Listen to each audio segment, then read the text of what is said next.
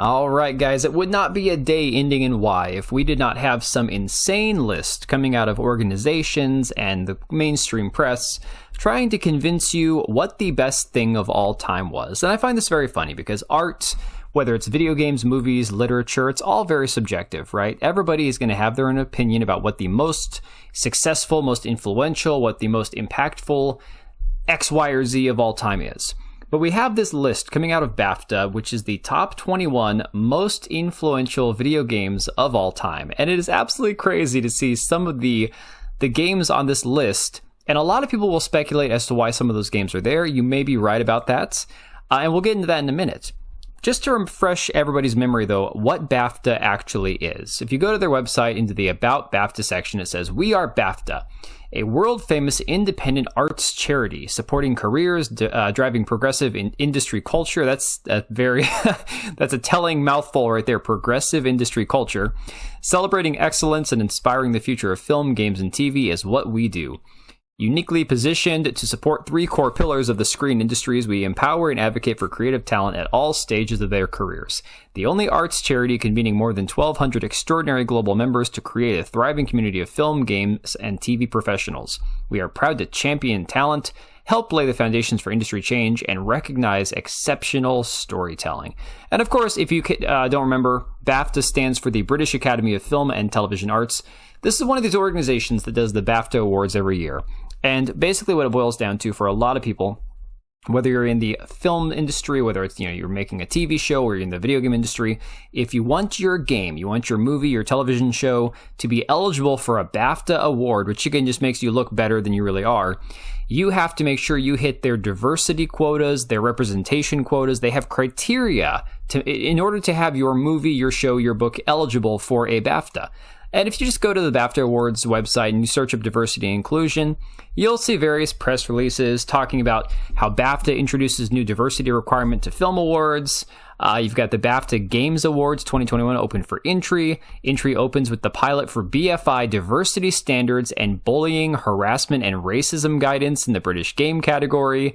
Awards eligibility is not affected in this pilot year. You see this down here. Screen industries unite around the new anti-bullying and harassment principles. New set of principles and guidance developed with organizations across the films, games, and television industries, including a blah, blah, blah, a whole bunch of names, right? So again, they represent nothing but a bunch of progressive causes. So now we have their list.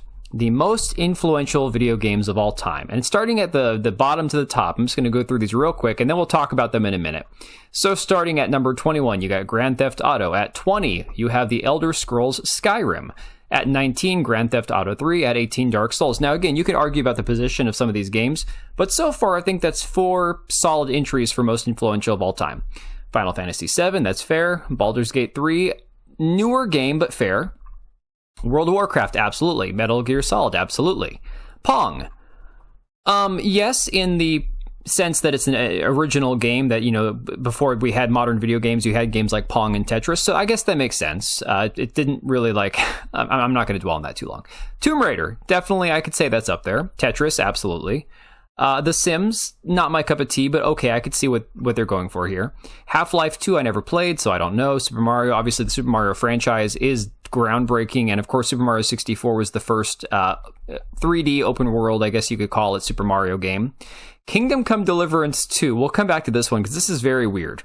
Minecraft, absolutely. Legend of Zelda Ocarina of Time, 100%. Half-Life, okay. Super Mario Bros, absolutely.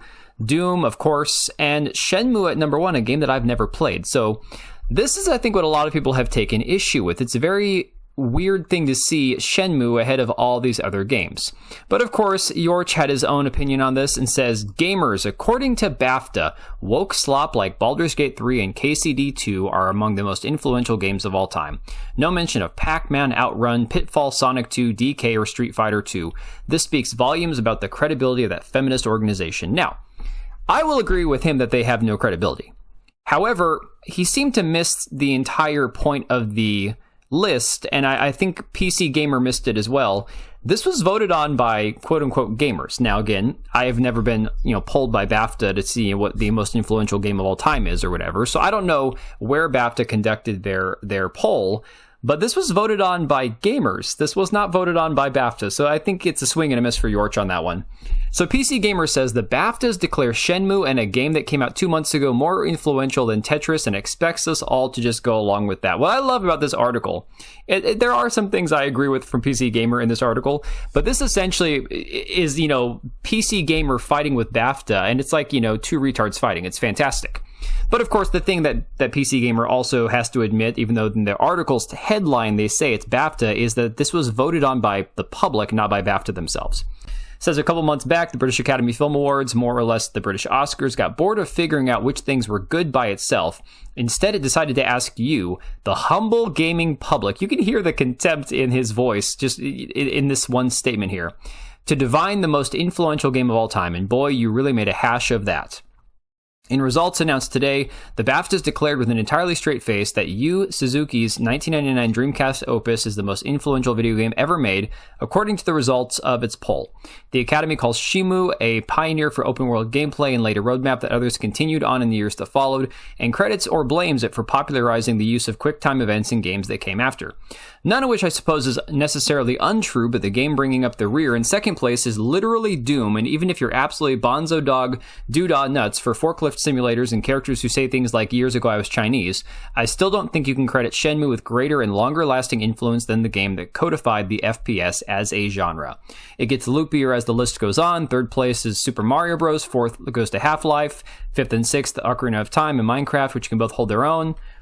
And then it says, well, apparently the seventh most influential game of all time is Kingdom Come Deliverance 2, which released 2 months ago. They're not even done patching yet. This one here, I have to agree with PC Gamer.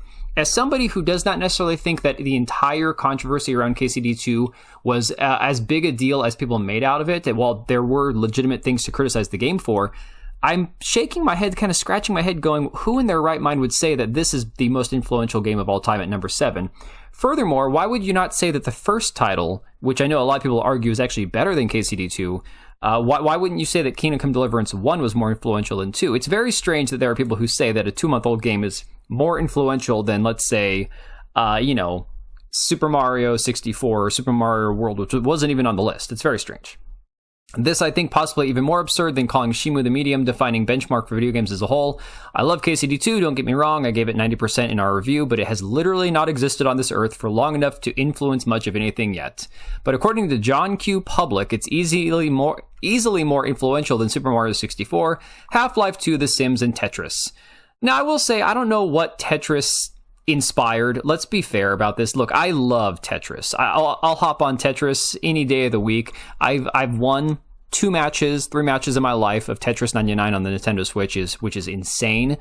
But I don't know that I would call Tetris one of the most influential games of all time. It's certainly a classic. But of course, in this article headline here, they completely shit all over BAFTA while ignoring the fact that this was voted on by the public.